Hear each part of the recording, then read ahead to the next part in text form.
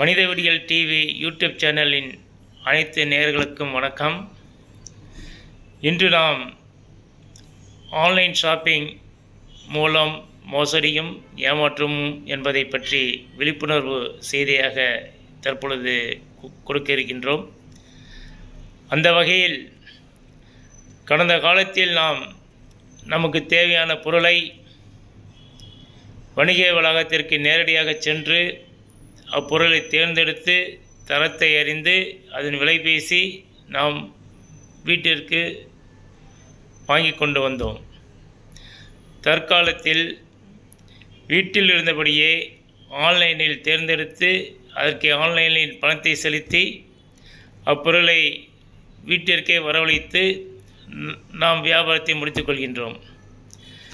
இது எளிமையான ஒரு வழியாக இருந்தாலும் அதில் மோசடிகளும் ஏமாற்றமும் தொடர்ந்து நடைபெற்று கொண்டுதான் இருக்கிறது. அதை நாம் எச்சரிக்கையாக நாம் நினைவில் வைத்துக்கொண்டு பொருளை பெறுவதற்கு முன் அந்த பார்சலை யார் கொண்டு வருகிறார்களோ அவர்களை வைத்தே பார்சலை பிரித்து பார்த்து நாம் ஆர்டர் செய்த பொருளை என்பதை அறிந்து அதன் பிறகு அதை நாம் உறுதி செய்து கொள்ள வேண்டும்.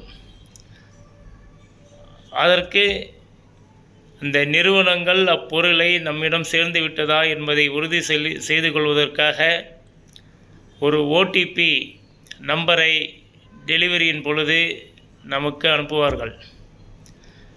அந்த ஓடிபி நம்பர் அந்த பொருளை டெலிவரி செய்யும் அந்த நபரிடம் கூறினால் அந்த நம்பரை அவர்கள் வைத்து பொருள் டெலிவரி ஆகிவிட்டது என்பதை உறுதி செய்து கொள்வார்கள்.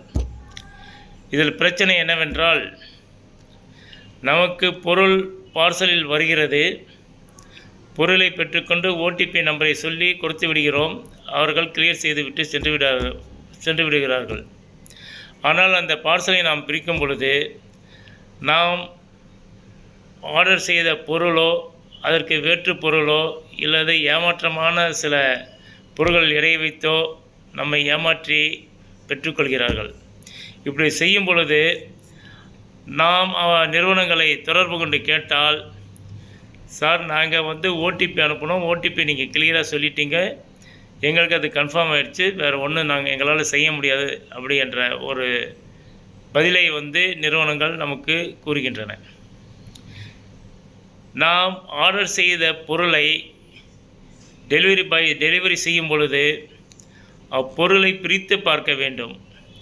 நாம் செய்த பொருள்தான் நமக்கு வருகிறதா என்று அதனுடைய தரம், டேமேஜ் எல்லாத்தையும் நாம் பார்த்து கொண்டு அதன் பிறகு அந்த ஓடிபி நம்பரை டெலிவரி பாயிடம் கூறினால் அது நமக்கு சரியாக இருக்கும். ஏமாற்றப்படாமல் நாம் காப்பாற்றப்படுகிறோம். அதை விடுத்து பார்சல் வந்தவுடனே நாம் ஓடிபி நம்பரை கூறினால் நிச்சயமாக பல நேரங்களில் அதில் நாம் ஏமாற்றமடைகிறோம். ஏமாற்றம் அடைந்தாலும் அதற்கு நிவாரணம் பெற முடியாத ஒரு நிலைக்கு நாம் தள்ளிவிடுகின்றோம். இப்படிதான் பல பொருட்கள், லேப்டாப் ஆர்டர் செய்தாலும் சரி, ஒரு விலை உயர்ந்த பொருட்களை ஆர்டர் செய்யும் பொழுது இந்த மாதிரி நிகழ்வுகள் அதிகமாக நடந்து வருகின்றன. ஆகவே நேயர்களே, ஓடிபி நம்பர் என்பது ஆன்லைன் வர்த்தகத்திற்கு மட்டுமல்ல, வணிக நிறுவனங்கள் மற்றும் நாம் இப்பொழுது டிஜிட்டல் இந்தியாவை நோக்கி சென்று கொண்டிருக்கின்றோம். ஓடிபி நம்பர் என்பது மிக மிக கவனமாக நாம் உபயோகிக்க வேண்டும் என்பதை கூறிக்கொண்டு இந்த விழிப்புணர்வுக்கு மக்களின் கருத்துக்களை கமெண்ட் பாக்ஸில் பதிவிடும்படி அன்புடன் கேட்டுக்கொள்கிறோம். நன்றி, வணக்கம். உங்களின் மனிதவிடியல் மோகன்.